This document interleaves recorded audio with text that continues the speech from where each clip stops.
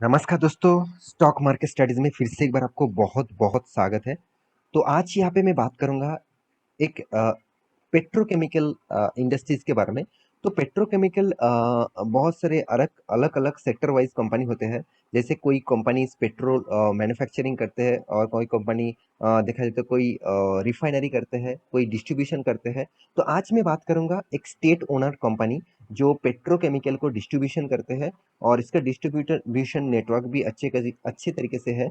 और इसके ऊपर बात करूंगा क्योंकि बहुत पहले भी मैं इसके ऊपर एक वीडियो बना के दिया था, और बहुत दोस्तों ने कमेंट किया सर इसके ऊपर और एक वीडियो बना के दीजिए, क्योंकि कंपनी जो अभी जो लेवल में मतलब स्टे कर रहा है, क्या वो लेवल से फिर से जो हाई था उसको ब्रेक कर पाएंगे? तो उसका टेक्निकल चार्ट पैटर्न भी आप बता देना। तो चलो मैं उसी के ऊपर बात करूंगा। तो कंपनी का नाम आप पहले देख चुके हैं। कंपनी का नाम है आप यहाँ पे देख सकते हैं, गुजरात स्टेट पेट्रोनेट लिमिटेड, मतलब GSPL, जिसका शॉर्ट फॉर्म आपको सर्च करने से मिल जाएगा। आप NSC BSc में सर्च करेंगे तो GSPL इसका नाम दिखेगा NSC में, और BSc में इसका कोड रहेगा करीबन करीबन आप देख सकते हैं 532702। तो इसका नाम है GSPL। तो गुजरात स्टेट पेट्रोनेट लिमिटेड पहले ही आपको नाम में ही देखने को मिला, ये एक PSC कंपनी है, मतलब एक गवर्नमेंट अंडरटेकिंग कंपनी है, एक स्टेट ओनर कंपनी है। आप देख सकते हैं यहाँ पे पब्लिक लिमिटेड कंपनी है।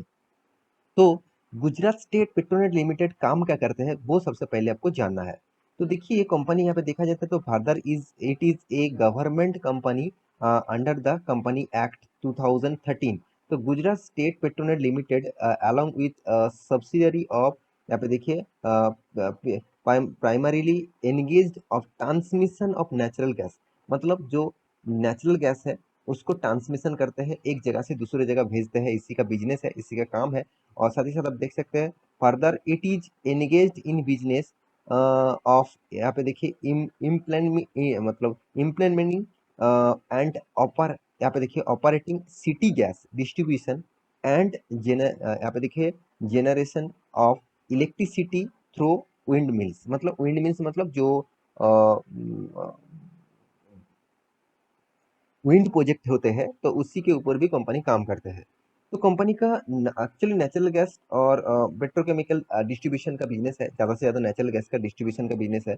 तो गैस ट्रांसमिशन बिजनेस में company totally overall 2694 kilometre total longer pipe lines company बिछा के रखे हैं।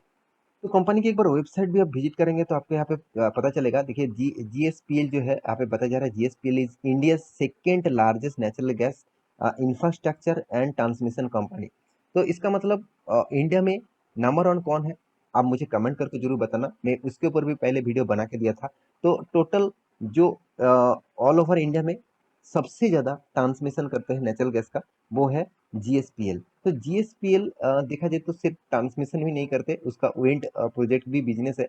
मैं पहले आपको बता चुका हूँ। आप इस कंपनी का डिटेल्स आप देखेंगे तो ग्रुप ऑफ कंपनी का डिटेल्स देखेंगे, अबाउट सेक्शन में जाएंगे तो और भी आपको चीज डिटेल्स में मिल जाएगा। तो यहाँ पे आप देख सकते हैं कंपनी का गैस ट्रांसमिशन नेटवर्क कितने बड़े हैं, और कंपनी का अलग अलग कौन सा प्रोजेक्ट है। तो यहाँ पे देखिए विंड मिल का प्रोजेक्ट है, वो भी आप यहाँ पे देख सकते हैं। तो कितने पावर जनरेट करते हैं विंड मिल से?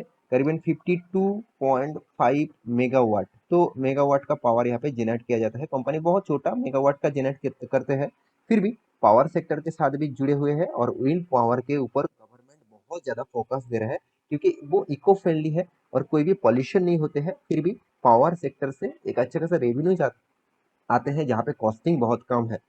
तो इस कंपनी के ऊपर आपको रहना है कि नहीं रहना है, आपको अभी मैं बताऊंगा कुछ इन्फॉर्मेशन। उसके बाद आपको लगेगा कि हाँ इस कंपनी के ऊपर रहना है, तो आप रह सकते हैं। अगर आप नया इन्वेस्टर है तो कुछ डिसीजन ले सकते हैं। तो आपका खुद की डिसीजन आपको खुद ही लेना पड़ेगा। आपको मैं सारे इन्फॉर्मेशन यहाँ पे दिखाने वाला हूँ। तो सबसे पहले मैं कंपनी के चार्ट पैटर्न के ऊपर जाना चाहूंगा। देखिए 2009 में इसका प्राइस था करीबन करीबन 26 रुपीज। तो 26 रुपीज था। कंपनी उसके बाद देखिए लगातार ग्रोथ होते चले गए, ग्रोथ होते चले गए। जब लॉकडाउन पीरियड आया था तब कंपनी ने यहाँ पे रिवर्सल किया था। उसके बाद फिर से रॉकेट के तरह भागा, और 380 के आसपास इसका हाई हुआ था। और फिलहाल के लिए कंपनी जो ट्रेडिंग पोजीशन है, अभी जो ट्रेड कर रहा है, तो फिर भी देखिए 200 डेज EMA, तो EMA को तोड़ दिया है। और मेरे हिसाब से और इस लेवल को अगर तोड़कर ऊपर क्लोजिंग दिया, ऊपर क्लोजिंग दिया 200 डेज ईएमए को लेवल का जो तोड़ा है, इसमें जो क्लोजिंग दिया, इस क्लोजिंग अगर ऊपर के तरह से होते हैं तो आपको जरूर यहाँ पे नया एक मूवमेंट देखने को मिलेगा और नया जो प्रीवियस हाई है उस लेवल तक भी जा सकता है। क्योंकि यहाँ पे मैं एक ट्रेंड लाइन आपको ड्रॉ करके दूं तो आपको एक चीज मैं यहाँ पे जरूर दिखाऊंगा।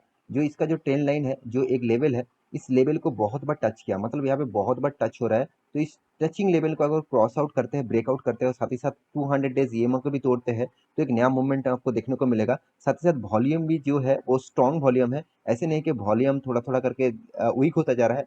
वॉल्यूम स्ट्रांग हो रहा है, मतलब लोग बाइंग, जो बायर है वो एग्रेसिवली बाय करने के लिए यहाँ पे बाइंग बिट लगा रहा है और बाइंग भी कर रहा है। तो इसका मतलब एक स्टेबिलिटी है कंपनी इस जगह से मतलब रीबैक करने के लिए, रिवर्सल करने के लिए। क्योंकि मैं पहले भी बता चुका हूँ, ये जो लेवल था, ये जो लेवल कंपनी ने हिट किया था, ये लेवल बहुत स्ट्रांग था। क्योंकि यहाँ पे बहुत सारे आपको सपोर्ट जोन देखने को मिला था, इस सपोर्ट को टच किया और फिर से रीबैक कर रहा है। देखिए रीबैक कर पाएंगे कि नहीं कर पाएंगे, आपको 1 वीक के बाद ही पता चलेगा। इस वीक खत्म होने से बाद ही पता चलेगा, क्योंकि यहाँ पे 1 वीक का कैंडल चार्ट पैटर्न है। तो एक हफ्ते का कैंडल चार्ट पैटर्न आपको देखना पड़ेगा। उसके बाद मैं एक मान के चार्ट पैटर्न आपको दिखा दूं तो यहाँ पे देखिए, यहाँ पे भी सेम लेवल है, उस लेवल को भी फिर से तोड़ने का कोशिश कर रहे हैं। और 1 डे का कैंडल चार्ट पैटर्न भी आपको दिखा दूं तो यहाँ पे देख सकते हैं उसी लेवल में बार बार जाकर टच हो रहा है। तो इस लेवल को टच करने के बाद आपको तोड़ना पड़ेगा, कंपनी को इस लेवल को तोड़ना पड़ेगा और 200 डेज ईएमए के ऊपर ट्रेड करना पड़ेगा, तभी कंपनी एक स्ट्रॉन्ग सपोर्ट जोन आएगा, मतलब स्ट्रॉन्ग लेवल आएगा, उस लेवल से आप एंटर कर सकते हैं। फिर भी मैं आपको ये नहीं बता रहा हूँ कि आप जाकर इस टेक्निकल चार्ट के बेसिस से एंटर करिए। आपको कंपनी के ऊपर भरोसा है तो आप किसी जगह से एंटर कर सकते हैं। तो कंपनी में कितना भरोसा आपको जताना चाहिए, कंपनी के ऊपर आपको कितना भरोसा होना चाहिए, तो आप यहाँ पे देख सकते हैं। तो गुजरात स्टेट पेट्रोनेट लिमिटेड जो है, इसके आपको मैं डिटेल्स दिखा दूं। सबसे पहले मैं जो आपको दिखाने वाला हूँ वो है रिजर्व एंड सरप्लस। कंपनी के पास कितना रिजर्व है, देखिए पहले रिजर्व था 4,400 करोड़ का, अभी 7,800 करोड़ तक कंपनी का रिजर्व बन चुके हैं। और उस कंपनी का सबसे जो मुझे खासियत लगा, कंपनी 1700 करोड़ का कर्जा था, वो भी कब, 2018 में। और आज कंपनी टोटली डेप फ्री बन चुका है, टोटली डेप फ्री। मैं इसीलिए पीएससी बैंक में तभी मैं एंटर करता हूँ, पीएससी बैंक नहीं, पीएससी सेक्टर में तभी मैं एंटर करता हूँ जब कंपनी डेप फ्री हो, जब कंपनी ग्रोथ भी हो रहा है, साथ ही साथ कंपनी डेप फ्री बन चुके हैं। इसका डेप फ्री है कि नहीं है, चलो मैं यहाँ पे भी आपको दिखा देता हूँ। हाँ, आप देखेंगे 700 करोड़ का डेप्थ है और 1600 करोड़ का प्रॉफिट है, मतलब कंपनी को आप डेप फ्री कंसिडर कर सकते हैं। तो इसी बात को मैं यहाँ पे जरूर कहूंगा, लॉन्ग टर्म बोरिंग जो कर्जा है लॉन्ग टर्म के लिए वो टोटली जीरो है, और शॉर्ट टर्म के लिए कर्जा जरूर है और वो भी छोटा मोटा है। तो शॉर्ट टर्म के लिए चलता रहेंगे, शॉर्ट टर्म मतलब 1 साल 6 मंथ इस तरीके से कुछ कर्जा लिया जाता है, तो उसको शॉर्ट टर्म कर्जा बोला जाता है। तो शॉर्ट टर्म में कंपनी कर्जा लेता ही रहेंगे। लॉन्ग टर्म मिशन के लिए देखना चाहिए कि कंपनी ने कितना कर्जा लेके रखा है, क्या वो कर्जा मिटा पाएंगे, तो वो आपको देखना चाहिए। क्या मिटा पाएंगे कि नहीं मिटा पाएंगे, वो आपको यहाँ पे पता चलेगा। कंपनी के देखिए रेवेन्यूज, कंपनी देखिए लगातार खुद का रेवेन्यूज बढ़ाता जा रहा है। मैं एक पहले बता चुका, कंपनी इंडिया के second largest natural gas transmission company है, सेकेंड लार्जेस्ट, ये बात आपको पता होना चाहिए। और आप सभी जानते हैं अब आज घर घर में, गांव गांव तक भी घर घर में आपको नेचुरल गैस जो है, मतलब जो नेचुरल गैस का जो डिमांड है, तो उसको घर घर तक गैस को, जो एलपीजी है तो उसको पहुंचा गया है। तो एक मतलब पॉजिटिविटी हमेशा क्रिएट होता है नेचुरल गैस इंडस्ट्रीज में।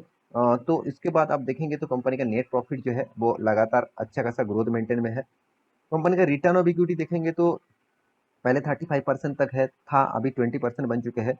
और डेप्थ के बारे में बात करें तो डेप्थ का मतलब गिरते गिरते आज ना के बराबर डेप्थ है, 0.07 है, मतलब डेप्थ फ्री बोल सकते हैं।